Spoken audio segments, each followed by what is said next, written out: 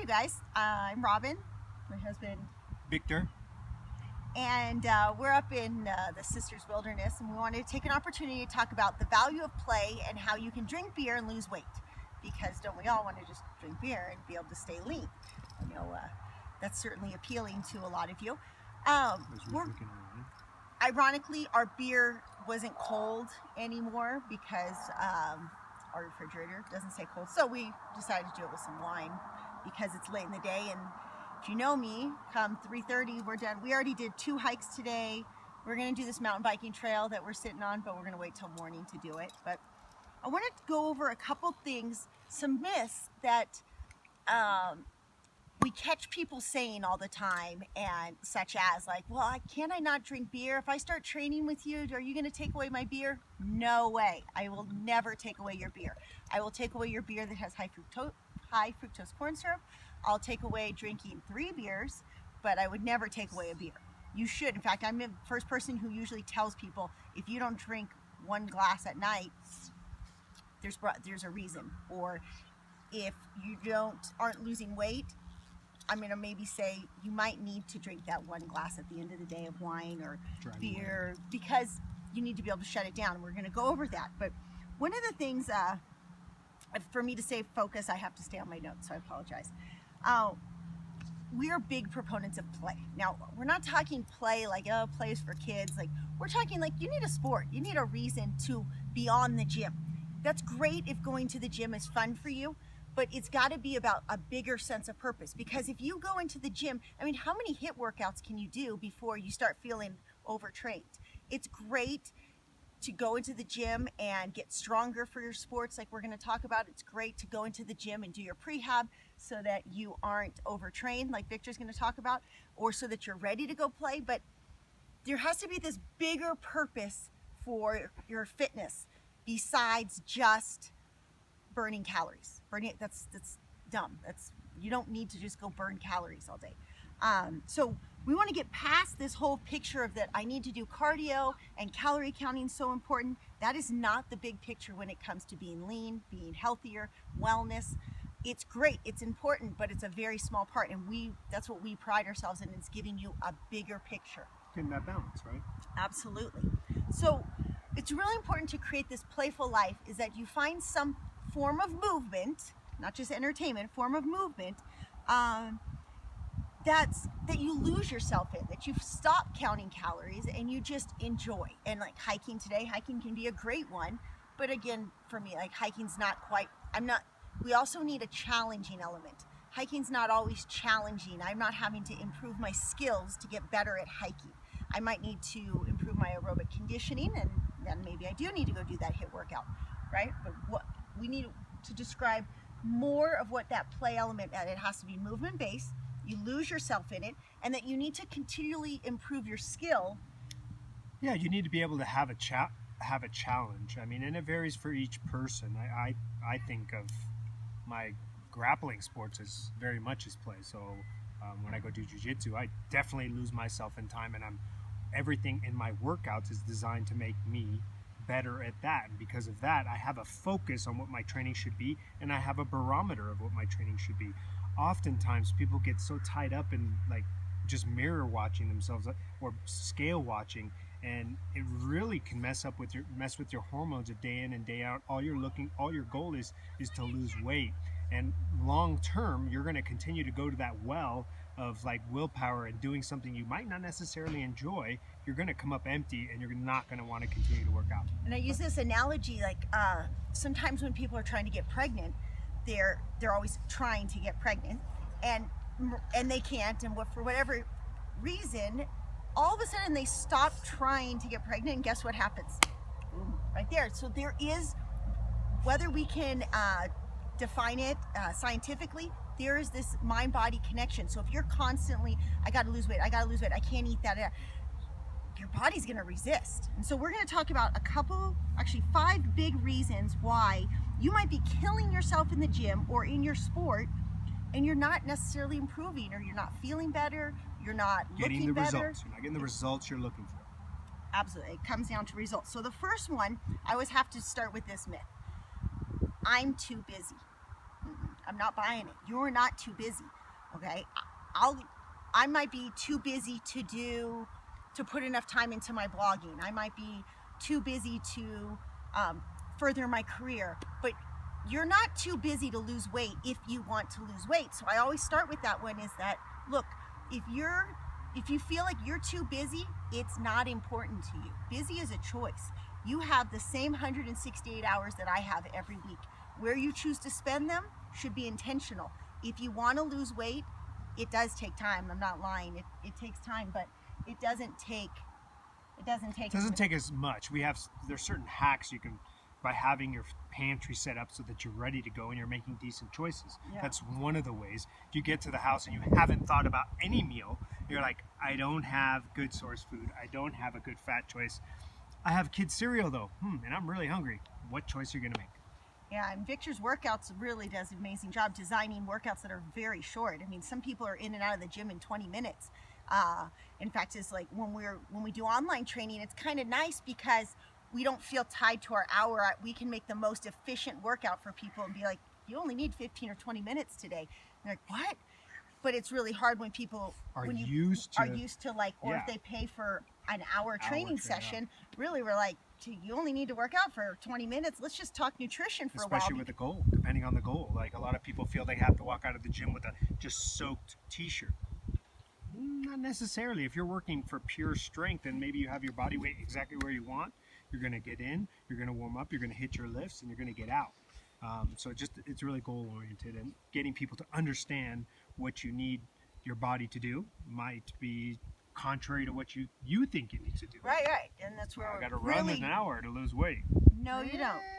I don't think so. Spend an hour in the kitchen instead. Yeah. So I wanted Victor to talk about being play ready, because one of the things, like, we say, oh, you should go play, but maybe you're just not ready to play. Your body is actually not ready. Maybe your mind's there, like, okay, I want to play, but my shoulder, my shoulder's been hurting me for a while. I can't do these bear crawls, or my knee's bothering me because I take too many spinning classes. So, you want to? Well, I think being play ready goes back to first having a hobby you really enjoy and lose yourself.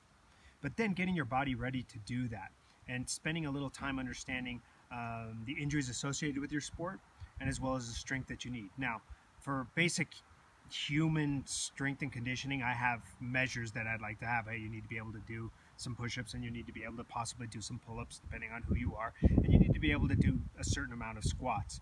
But we can really hone in on what you need to be successful at your sport, and people really get excited about getting better for their sport and activities and their hobbies when they know they can quantify it. So I was working with someone that wanted to get better, have better speed, and I told her, okay, let's work on your standing broad jump and work on developing your power so you have a kick when you need it. Sure enough, it's measurable. She understands when she jumps farther, she's going to be better at her kick or her last quarter mile on a run.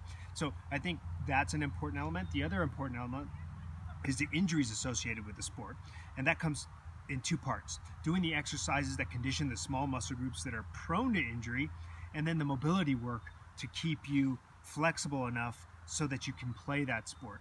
A lot of people will often ask what I can lift and how I'm able to maintain that, and I'll often say it's because I'm able to maintain a given amount of mobility.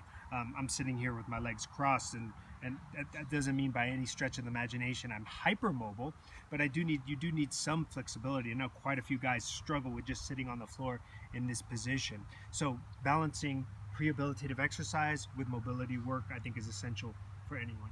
I mean, I tell people that how I'm so good at my sports is because of the yoga I do, that I don't need to, I'm not super flexible. If you've done any of my other YouTube videos for yoga, you know I'm not very flexible, but it's because I work on maintaining just okay flexibility that allows me to climb really well and surf really well and go mountain bike and do all these other things. So don't dismiss flexibility. It doesn't mean you have to be a yogi. Right. We're not trying to turn you into this. Everyone has their own body, and we just need to respect it and understand you need a little more you only have 45 degrees on your hamstring.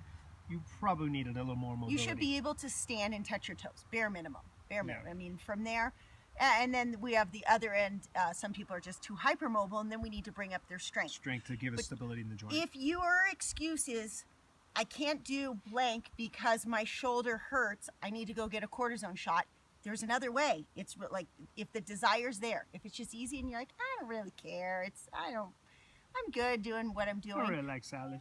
Yeah, then that's fine. So that was busy's a choice. 2, are you play ready? 3, you are what you eat. And so we're going to talk about a bunch of myths about, that's why we say, drink beer, lose weight. Yes, you can drink beer and lose weight. Okay, so sorry, we had to get out of the shadows.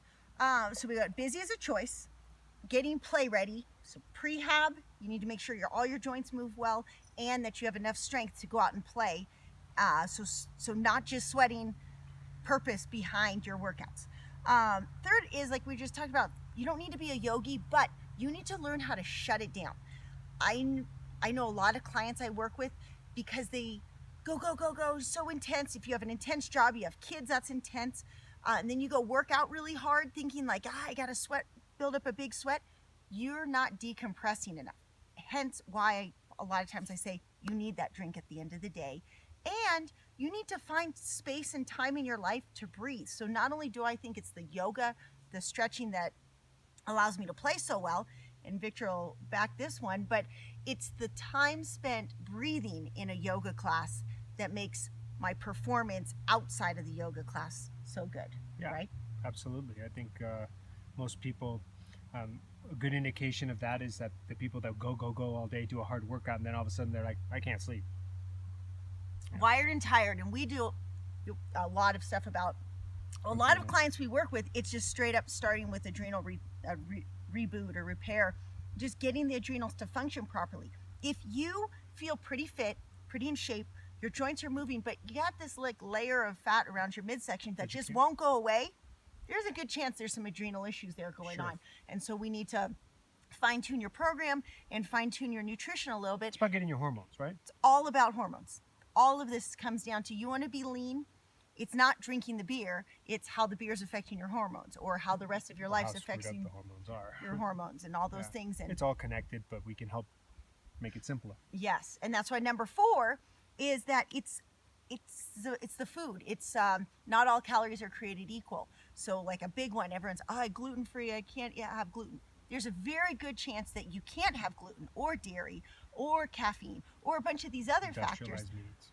But it's industrialized meats. It's how it's being raised. It's how your body is going to the meal. Are you stressed out when you go to eat?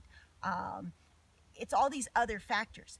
That gluten in itself might not be bad. Is it GMO gluten? Then it might be a problem. Is it blood type related? Victor can't really touch any grain, and I can just live off of grains with totally different blood types. And there is and then some it comes science down to how it comes down to how that food makes you feel. Robin can have a piece of bread and feels very satiated, and I have a piece of bread and like, okay, where's the meat? That's my body telling me something. And that's the meat one too. Is like, if you're stuck in that 80s mentality that red meat is bad. Well, some of it is good. Some of it is bad. Like if you're getting a really good or grass-fed beef, don't confuse it with organic beef. It's not the same. But if you're getting a good grass-fed beef or pasture-raised, wild-caught, if you eat and you feel powerful after it, you're probably eating something that's okay. If you're eating, you're like, I need to take a nap, you're not losing weight. Food is not the enemy. And so some of the other myths, eating late at night, we'll hear that. But I can't eat late at night. It's after dark. Oh man, don't move to Norway, in the middle of winter or something like that.